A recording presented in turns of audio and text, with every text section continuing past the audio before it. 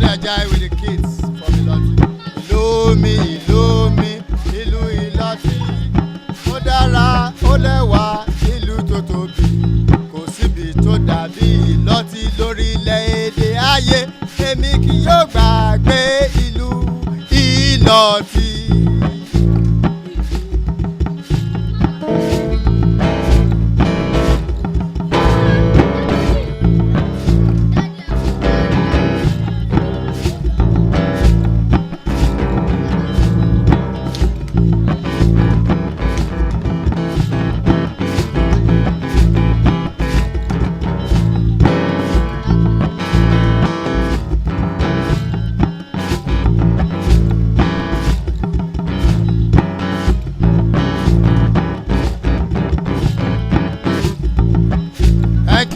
Thank you, kids. Thank you.